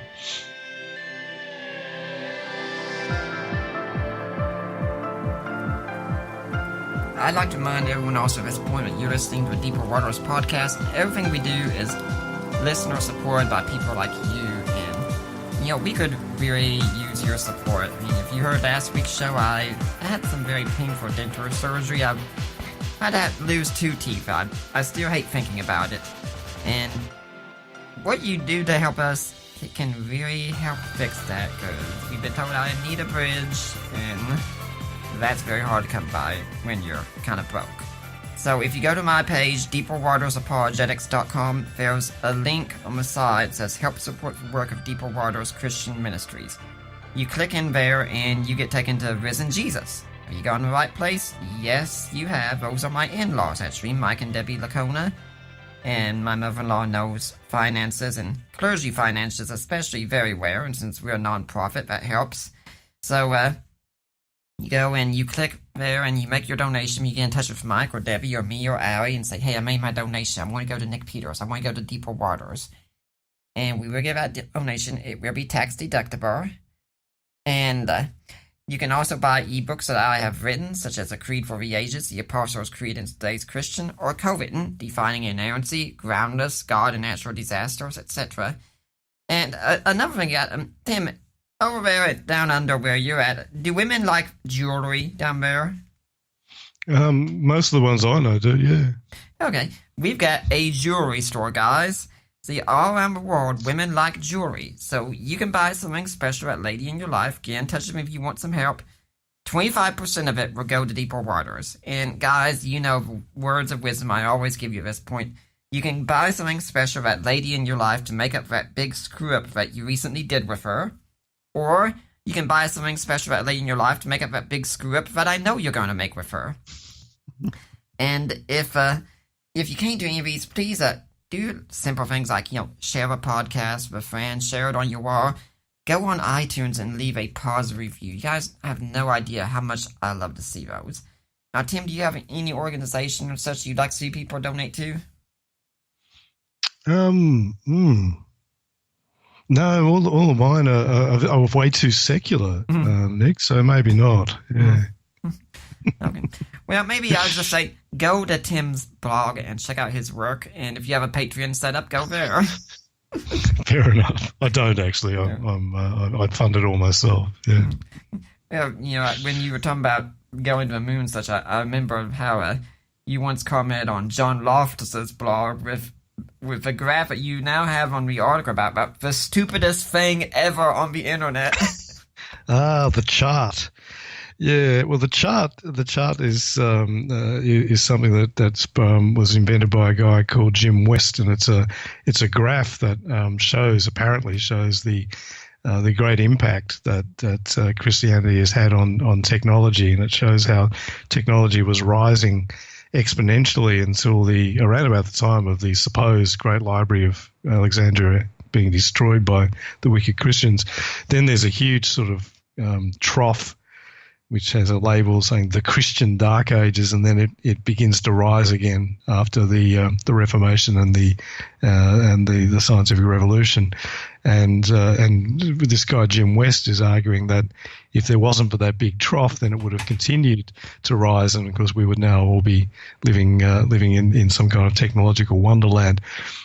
This is nonsense, of course. As I just said, the Greeks and Romans weren't actually on the brink of any kind of scientific or industrial revolution, and for some quite complex economic reasons, while they certainly did use mechanical power and machines and so on, they didn't have a lot of incentive to do that, mainly because they had a huge labour surplus in the form of millions and millions of slaves. And really we don't see any great harnessing of mechanical power until that situation changed in the early Middle Ages for some quite complicated economic and demographic reasons. And in the early Middle Ages, you had a labour deficit. And what do you do when you don't have enough physical labour? You build machines. And really we see the harnessing of particularly water power and wind power on a massive scale. The Romans had used certainly water power, but not on the scale that we see in the medieval period. And that was the beginning of Western harnessing of mechanical power and the invention of machines for all kinds of things. Probably should quickly though just go back a little bit, Nick, and because I didn't get to the part where the Great Library did get destroyed. Okay. But I'll do it quickly. So okay. The myth is they turned up in the late 4th century. They burned down the Great Library because they hated knowledge. The truth is the Great Library didn't exist in the late 4th century. It had ceased to exist. And the reason it had ceased to exist is that it had been substantially damaged by Julius Caesar in the BCs, and had 47 BC he laid siege to Alexandria, accidentally set fire to, it seems, warehouses that housed a large proportion of the library collection. It existed beyond that though, but the end of the library was really in the 3rd century, when basically there was kind of a triple whammy. 215 AD, Caracalla troops went on the rampage through Alexandria, sacked the city, and almost certainly at least done some damage to the library. Then not too long afterwards, 272 AD, Aurelian stormed and burned the royal quarter where the library existed in yet another Roman civil war. And then Diocletian sacked the city in 295, and then it was devastated by an earthquake in 365 and a tidal wave, which swamped the lower portion of the city where the library was and deposited ships on the roofs of 6-story buildings well inland. So there was no great library in the 4th century AD. Where does the story of Christians burning the Great Library of Alexandria come from? Well, there was a daughter library in the Temple of Serapis, the Serapeum, which was outside of the royal quarter. It was a much smaller library, and a mob of Christians joined in the destruction of that temple in 391. But the problem there is there is strong evidence that the library that had existed in that temple didn't exist when that destruction happened. And there was no burning. I don't know where this burning of the Great Library comes from, but there was no burning. So was there did the Christians destroy the Great Library of Alexandria? No, because it had ceased to exist a century before they were in any position to be doing anything much. Did they destroy the Library of the Serapeum? It doesn't seem that way, because Ammianus Marcellinus, writing some decades before that, talks about the library and refers to it in the past tense. So it doesn't seem that there was still a library there. Libraries were expensive to maintain, and by the late 4th century AD, the pagan temple of Serapis was in a city that was very much and had long been dominated by Christianity, and so it probably just didn't have the money to maintain the thing. So was there a destruction of the Great Library of Alexandria by Christians? No. It's a good fairy story, it just didn't happen. Mm-hmm. Yeah, I think one other thing I should comment on right quick also is about Archimedes measuring the circumference of the earth and such. But don't we all know that those ignorant Christians and everyone else back then knew the earth was flat, so why would they be measuring the circumference? Yeah, well, this is the other one of the great myths. That's the myth that Christianity taught that the earth was flat. So everyone, particularly Americans, are very fond of this idea, and the idea is that the medieval church suppressed the ancient Greek knowledge that the earth was round, because the ancient Greeks worked that out. Eratosthenes, who I mentioned before, measured the circumference of the earth, and Aristotle and others talked about the arguments that show that the earth is spherical. But the fairy tale is that the Christians came along and destroyed that knowledge, suppressed it, because the Bible says that the earth is flat. And so for, again, the 1,000 years of the Dark Ages and the medieval period, the medieval church taught everyone that the earth was flat, until Christopher Columbus came along and proved to them that they were wrong by sailing around the earth, not sailing off the edge and discovering America. Now, this is a great story. The only problem with it is it's complete crap. The medieval church did not teach that the earth was flat.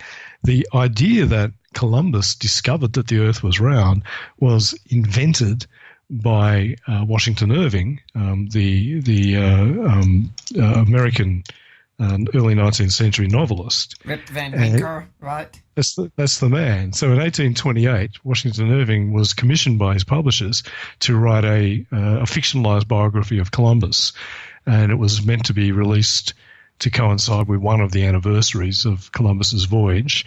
So Irving, like any writer who gets given an advance by their publisher, said, yes, please, I'll do that. And then went and started to research Columbus and found that the story wasn't very interesting. Basically, Columbus got some funding to go on this sort of crazy voyage, took off to discover the Indies, accidentally crashed into what's now Cuba, and that's kind of the end. So he had to come up with something to spice the story up a bit. And so what he did was all novelists know that fiction has to be based on conflict. He invented a conflict. So he invented this idea that the medieval church taught that the earth was flat. He also invented the whole, Columbus sailing to prove that they were wrong.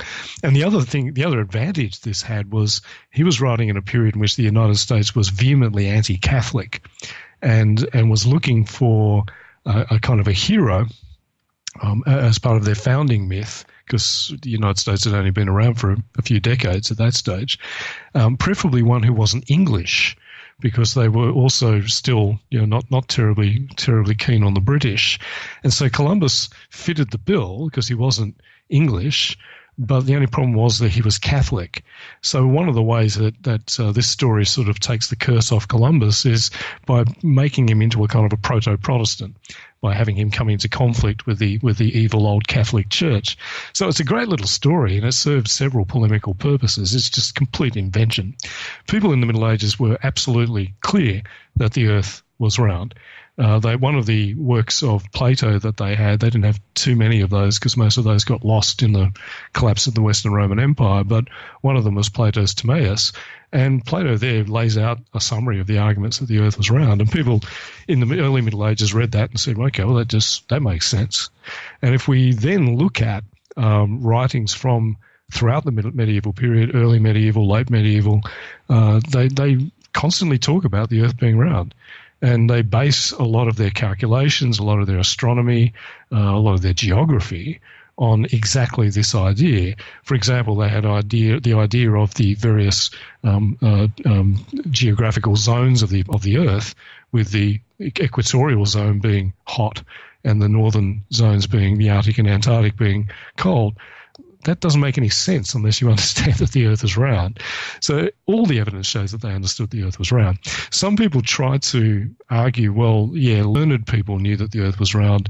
The average peasant, though, wouldn't have known that. It is a little bit difficult for us to know what the average peasant knew, and there almost certainly were peasants who thought that the Earth was flat, because there are idiots who think that the Earth is flat now. Mm-hmm. So there's no doubt that there were ignorant and stupid people back then, just as there are ignorant and stupid people now. But when we look at the references to the shape of the Earth that we find in medieval literature, they all indicate that the idea that the Earth was round was extremely well known. There's a book called The Travels of Sir John Mandeville, which was an extremely popular travel book written in the 14th century in England, and it tells the story of a man who travelled so far into the east that he ended up coming back to his home from the west. And that only makes sense if everyone understands that the Earth is round. And the writer didn't even explain how that worked. He just told the story because he expected his reader or his audience, who were average unlearned people, to know how that works. We also have lots of references to the Earth being round like an apple, round like a ball. We have common phrases in both English and French and German about the Earth being round like an apple or round like a ball. And one of the symbols of royal authority that we find across medieval Europe is the orb. So kings are depicted wearing a crown, holding a scepter, and holding an orb. And the orb represented earthly power. It represented the earth. That was a symbol they inherited from the Romans, but everyone understood that the orb represented the earth. Now, if they thought that the earth was flat, then he would have been holding a frisbee or a plate or something. But the fact he's depicted holding an orb shows that everyone understood that the earth was round. So this is yet another myth, and it's tied to the myth of the medieval church suppressing ancient Greek and Roman knowledge and suppressing science, which is another one that my dear new atheist friends love, and which is largely nonsense as well. Yeah, but, maybe the Christians didn't destroy the Library of Alexandria, but, they sure weren't doing science in the medieval period at all. We don't have any record of these Christians doing science, and besides, the church would have persecuted them anyway. Yeah, that's the claim. And of course, again, you know what I'm going to say. That's all crap. So there definitely was a massive decline in what I call proto-science or natural philosophy in the early medieval period. And so people point to that and they try and make an argument of correlation equals causation. This is the period in which the church was powerful. Therefore, this decline must have been caused by the church. Unfortunately, that claim collapses under even the lightest of scrutiny. First problem, that decline in ancient Greek, it was mainly ancient Greek natural philosophy, predates the rise of Christianity to any kind of political power. So what we actually find is that the Romans adopted ancient Greek proto-science with some enthusiasm, but on the whole, they didn't really add to it a great deal. Now, there are some exceptions to that, but on the whole, they really kind of took it as a corpus of accepted knowledge. And so what we find, particularly from about the first to second centuries onward, is that the Romans weren't doing much with it other than summarizing it, writing commentaries on it, some of which were quite useful commentaries, but they weren't really adding to it a great deal. So there was a lot of encyclopedias pulling together different ancient Greek scholars' ideas and combining them or comparing them. But there wasn't a whole lot of original work being done.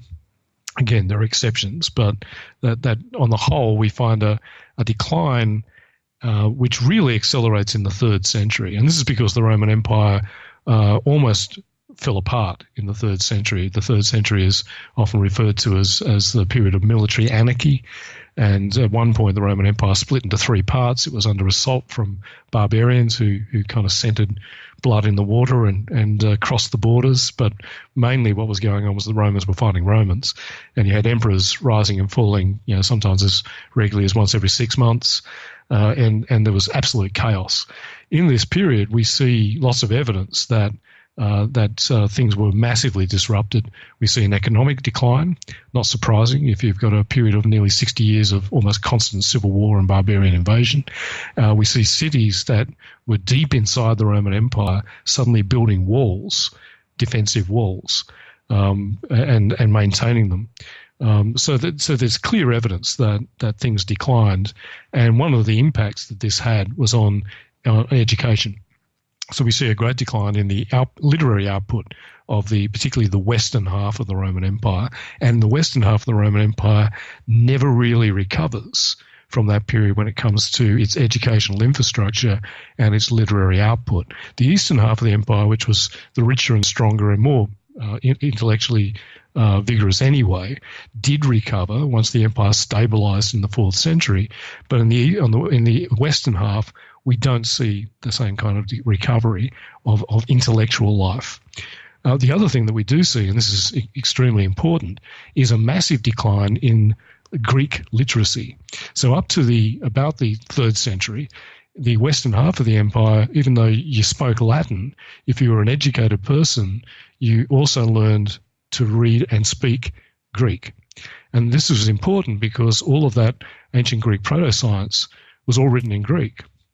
And when there was this decline in ancient Greek literacy in the 3rd century, when a lot of people the educational focus of the 4th century switched more to the administration of the empire and the administration of the army, what you found is that we get far fewer copies of these ancient Greek proto-scientific works because fewer people could read them.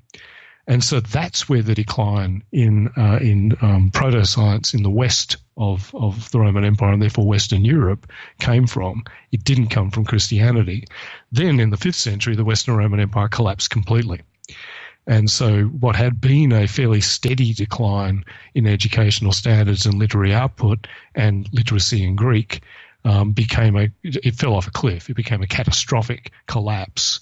And then we get several centuries in which the western half of what had been the Roman Empire is in turmoil. There's an economic collapse. There's a demographic collapse in the early 6th century due to a massive epidemic of bubonic plague. There were climate change issues, and then Western Europe is attacked literally from all sides, from what the Romans had referred to as barbarians. So you get various Germanic barbarians attacking from the east and the north. You get my ancestors, the Irish, attacking from the north and the west. And then you get eventually in the 7th century the Muslim world expanding up across North Africa and then up into Spain as far as southern France. They were attacked from all sides. It took centuries for them to recover from this triple whammy of economic, demographic, and political collapse. It wasn't until around about the late 11th century that Western Europe began to recover economically, thanks to the invention of those machines I was talking about and the harnessing of new agrarian technology, which massively increased output on farms. There was a minor warming period in terms of climate, which increased the population again, and people started to think again about, well, let's go and find these books that we've lost. They knew they'd lost them, but it wasn't that the church was suppressing ancient Greek and Roman knowledge. They loved that stuff. They'd already decided that this, even though it was pagan, so-called pagan knowledge, that it was a gift from God. They called it the gold of the Egyptians, just as the Israelites carried off the gold of their pharaohs and turned it to their own sacred usage. This was the argument. We should carry off this learning from the ancient Greeks because it's a gift given to the Greeks and therefore to us from God. So they didn't suppress it. they loved it. The problem was they'd lost a lot of it. And so they referred to it what they called the Penuria Latinorum, or the poverty of the Latins. They knew that there were other people out there, particularly the Greek Empire, the bit that didn't collapse, the Byzantine or the Eastern Roman Empire, and the Arab world, that still had these works.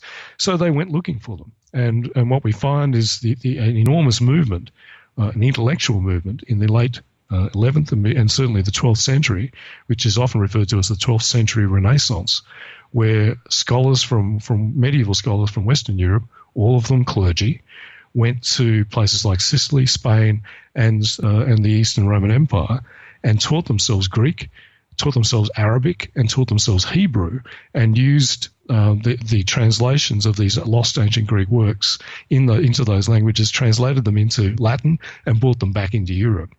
And so what we then find from the 12th right through to the 16th century is this blossoming of understanding of ancient Greek knowledge, which revolutionized the medieval world and eventually gave rise to the scientific revolution. Well, good luck, though, naming us someone who was doing science in that period, though. I'm sure you can't think of anyone. Yeah, leading questions. Yes, I can think of quite a few. Well, the thing is, if you look at the early medieval period, you won't find too many people doing anything like what we would call science, and that's because it was, as I said, most of that knowledge was substantially lost. Also because the people in that period kind of had one or two other things to think about. When you're being attacked by Vikings one day, Irish barbarians the next, and maybe the Magyars the day after, it's a bit difficult to concentrate on making copies of Aristotle.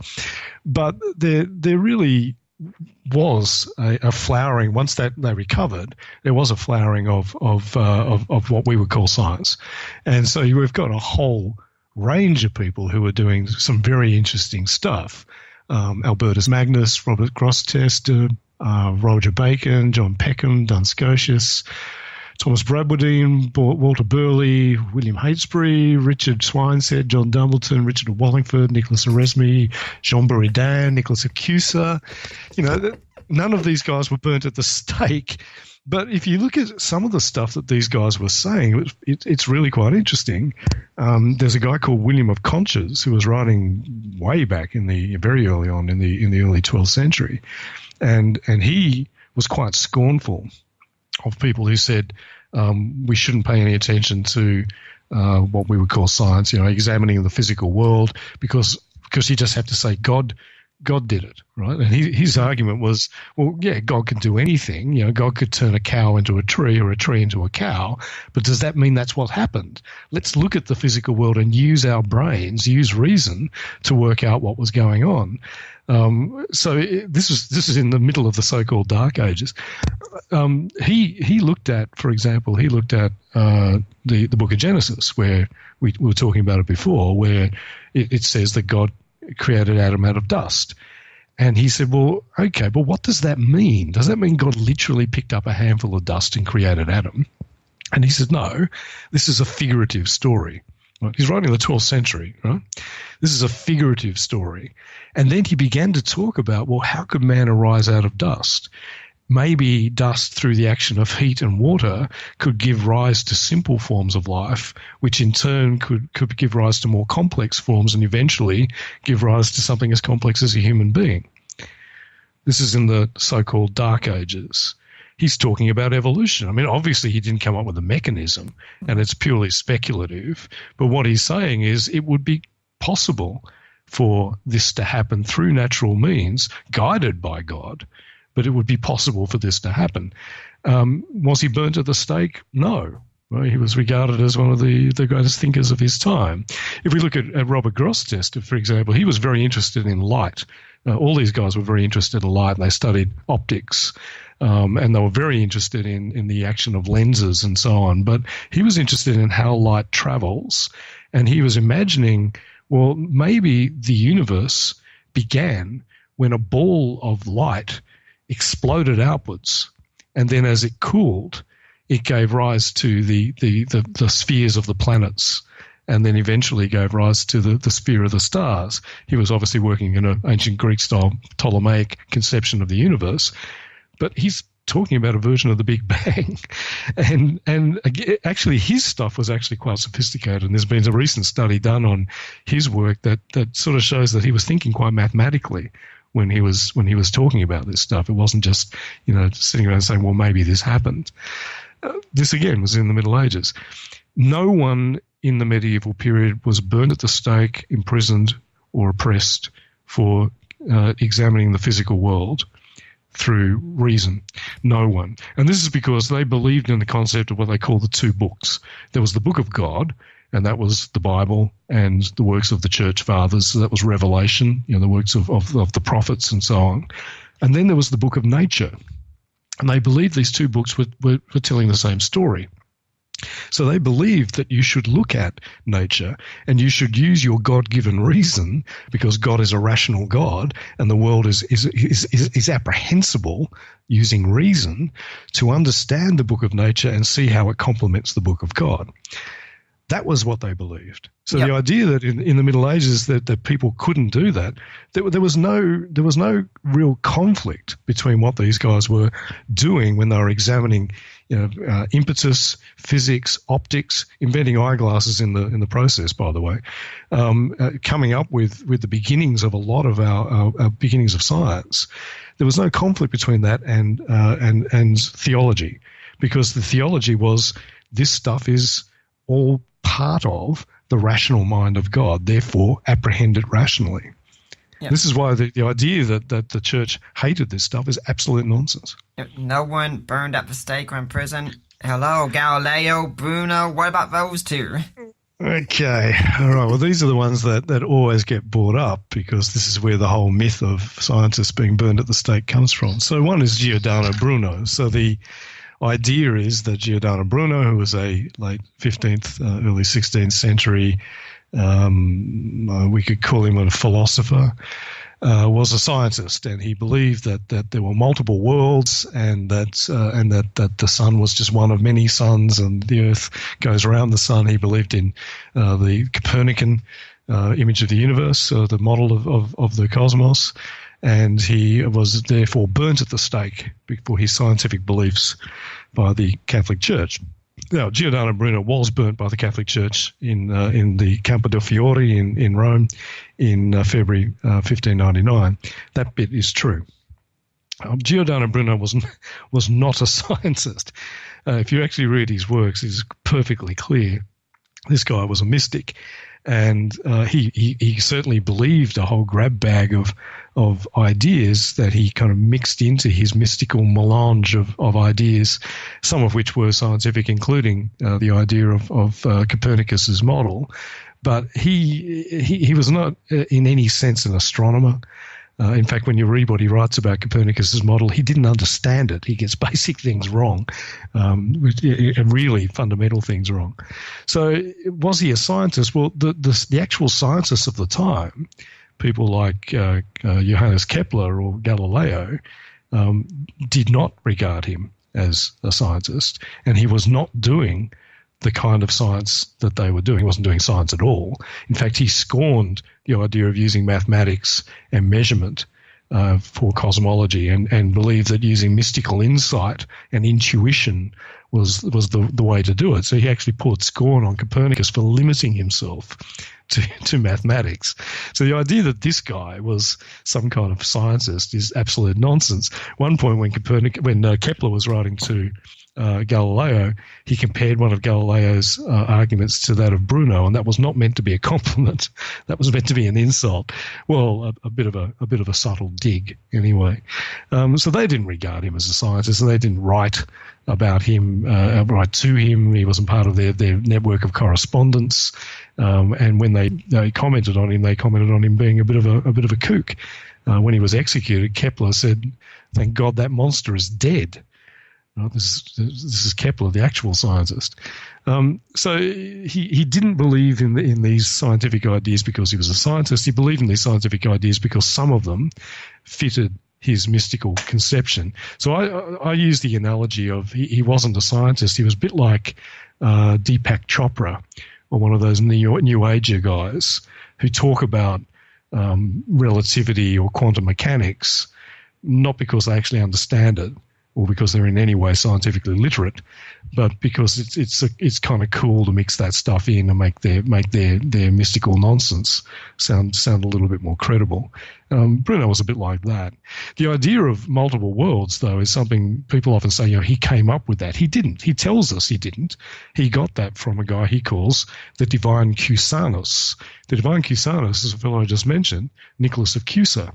He came up with or developed an idea of multiple worlds, including the idea of aliens living on ancient alien worlds, and he was not burnt at the stake either, because he became a cardinal of the Catholic Church and a papal legate and papal nuncio, so second only to the Pope. No one cared. No one cared because it was an interesting idea, and people in this period were actually quite open to interesting ideas.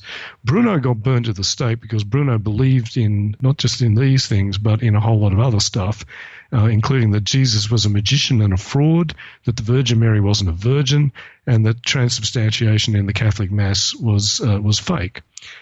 Now, you and I might agree with him on some or all of those, but that kind of stuff got you in trouble in Catholic Europe in the late 16th century, and that's why he was burned at the stake. It seems that his belief in multiple worlds was part of the reason he got burned, but it wasn't the primary reason, and his belief in heliocentrism definitely wasn't the reason he was burned at the stake, because we know that, because the same guy who tried Giordano Bruno, a guy called Cardinal Bellarmine, was the guy who tried Galileo about 17 years later. And if he had condemned Bruno for heliocentrism, there wouldn't have needed to be an investigation into the heliocentrism beliefs of Galileo. They would have used the case law, the precedent, of the previous trial. The fact that they didn't means that wasn't actually part of the trial of Bruno. We have to guess what the charges against Bruno were, by the way, because the documents have been lost. Napoleon stole them in the early 19th century, and when they were given back, a whole lot of them were missing, including those ones. So Bruno was not a scientist. He was not burned at the stake for science, and he was he's not some kind of martyr for science, despite what people try and claim. Which brings us to Galileo, I suppose. Mm-hmm. All right, so the problem with the Galileo story is, yes, Galileo definitely was oppressed for his scientific beliefs. There's no doubt about that. The problem is that was exceptional. It was highly unusual. And what people do is they kind of say, well, what about Galileo? And then they try and project that back onto the previous 1,000 years. This was really the first time anyone had gotten into some kind of theological trouble over scientific ideas. And it was exceptional because the situation was exceptional. First of all, we're talking about a period after the Reformation where suddenly for the first time, the Catholic Church was extremely jumpy about anyone interpreting the Bible without appropriate theological training. So the Council of Trent, which was held several decades before Galileo's first trial, ruled that no Catholic should interpret the Bible unless they had the appropriate theological training. It was to be left purely to experts in theology, because they saw what was happening in Protestant Europe, where basically Protestant Europe was kind of tearing itself apart over biblical interpretations, and they were trying to avoid that. So the problem was wasn't that Galileo was saying radical stuff about the universe. In fact, for most of the period before his first trial in 1616, the Catholic Church celebrated his discoveries. They took him to Rome. He met with the Pope. He met with several leading cardinals. They held a huge feast. The Jesuit order held a huge feast in his honor, gave him an honorary doctorate. They loved him. And they didn't really care that he believed in Copernicus's theory, because they just didn't care. I mean, he wrote a book on sunspots that made it absolutely clear that he believed in Copernicus's model, and that was looked at by the Inquisition, who in this period censored all books. There was a lot of control of information in this period anywhere in Europe. And they looked at that and they didn't even blink. They said, I'll take out this reference to the Bible in this other part. But they didn't care about that. The problem was he started to talk very publicly in a series of widely circulated letters about how the Bible could be reconciled with the Copernican model. And they didn't care about the science. They cared about the theology. And that's what got him into hot water. There was some political stuff going on as well, which is complicated, which I won't go into. But ultimately, that was what got him in front of the Inquisition. Then the Inquisition said, okay, let's look at this theory that he's trying to reconcile with theology. Is it scientifically valid? And so they put that out to the experts. They basically said, give us a report on how scientifically valid this idea of the Copernican model is. And the report came back saying correctly, the overwhelming majority of scientists, of actual astronomers, reject this concept. And that was true in 1616. Now, we find that weird, but in 1616 there were still major scientific problems with the Copernican model. Not surprisingly, because the Copernican model is wrong. It's right about the Earth not being at the center and the sun being at the center, and it's right about the Earth revolving. It's wrong about everything else. And it's this huge mathematical mess of circular orbits and complex epicycles and deference and so on. It doesn't make any sense as physics. As a mathematical model, it worked. But as physics, it was just absolute gibberish. It also contradicted everything that they knew about Greek physics. And so the scientists of the time rejected it. So a study of the scientific writing on the subject up until 1616, so the eve of Galileo's trial, found that only 11 people in the whole of Europe accepted the Copernican model as a physical model of the universe rather than as a calculating device. Now, that changed later, but the point is it changed later. So it changed after Kepler and Newton were able to come together. So Newton took Kepler's 3 laws of planetary motion, put it together with his laws of dynamics, and came up with a good model that actually worked physically using elliptical orbits. That's when the actual tide of consensus began to turn, but that was about 90 years later. So at the time of Galileo's trial, and this is the bit that people need to understand, the Catholic Church had the science of the day on its side, and Galileo was the one who was peddling a fringe theory that most scientists thought was wrong. So what the Inquisition said was, well, okay, your theory is absurd in philosophy, that means scientifically wrong, and contrary to the Bible. Remember about the book of nature and the book of God. So they brought the two together and said, well, it contradicts the book of God and it contradicts the book of nature. Therefore, this is formally heretical. You can't teach that anymore. But that was it. They then slapped him on the wrist, said you can't teach that as a fact anymore. Off you go. Do whatever you like as far as exploring it as a hypothesis. He then wrote a book with the permission of the Pope. He wrote a book exploring the Copernican model versus the Ptolemaic model. And the Pope said, yeah, please write this book. He was invited by the Pope to write this book. He wrote this book, which was meant to be a kind of a balanced view. He clearly made it absolutely clear that he preferred the Copernican model. He also put some of the arguments against the Copernican model in the mouth of a guy called Simplicius, which means the fool, and the arguments that he gave to this character were arguments that had been used by the Pope. So that was kind of offensive. That's what got him into real trouble, and that was the reason for his second trial and his house arrest. So the story is much more complicated than what we're usually told, that the church hated science and the church was wrong and Galileo was right. Galileo was mainly wrong. Actually, he was using arguments that were just crap and could be shown to be crap at the time. He thought that the tides were caused by the rotation of the Earth, which is completely wrong, and it was based on some premises that people at the time pointed out to him were wrong. Galileo was let's say he was a difficult personality, very stubborn, and not good at admitting that he'd ever made a mistake. Extremely arrogant and highly abrasive. Not that excuses anything, And we look at Galileo being put under house arrest for for believing in something in science, and we find that appalling. And of course we find it appalling. But in the 17th century, that's how things worked. And it wasn't that they hated science. It was that they had looked at the science and said, this doesn't make sense. It doesn't make sense scientifically. It doesn't make sense theologically. Therefore, you need to shut up. That's what happened. Well, Tim, we've gone a little bit beyond our time here, but I'm sure that's okay here. Do you have a blog, website, and email where people can get in touch if they want to find out more? Sure. Well, so the blog is historyforatheists, or one word, .com. There is a contact the author link at the top of each page. There is a about the author and an FAQ that I would encourage people to read, because that will answer a number of people's questions and head off a number of assumptions. And I try and update it at least once a month.